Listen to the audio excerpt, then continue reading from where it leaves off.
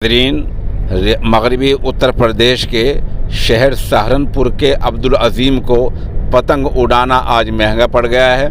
बताया जा रहा है कि अब्दुल अज़ीम पतंग उड़ाते हुए 11,000 बिजली के तार की जद में आ गया है, उसकी लपेट में आ गया है और मौत के मुंह में चला गया है। अब्दुल अज़ीम का पतंग उड़ाते हुए इंतकाल हो गया है और बताया जा रहा है कि वो 11,000 लाइन जो गुजर रही थी वो उसकी जद में आया है।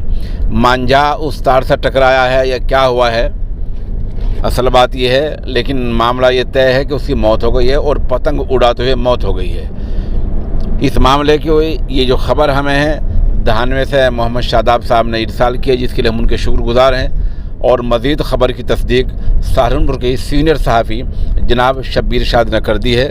शब्बीर शाद ने तस्दीक करते हुए ये भी बताया है कि उनके अहल खाना घर वालों ने तिब्बी कार्रवाई से इन पोस्टमार्टम से इनकार कर दिया है और पुलिस को लिख कर दे दिया है कि हमें किसी मुआवजे की ज़रूरत नहीं, हमें मेडिकल की ज़रूरत नहीं और हम इसको सपुर्द खाक यूँ ही ले जाकर कर रहे हैं। चुनांचे अब्दुल अज़ीम को यूँ ही सपुर्द खाक कर दिया गया है और उसकी उम्र 22 साल बताई जा रही है। अब्दुल अज़ीम के घर में कोहराम मचा हुआ है। अब्दुल अज़ीम का जो पता है वो सहारनपुर की नई बस्ती बताया जा रहा है और उसके वालिद का नाम दिलशाद बताया गया। उम्र 22 साल है। ये बहरहाल एक बड़ा हादसा है जो पतंग उड़ाते हुए अब्दुल अज़ीम के घराने में पेश आ गया है।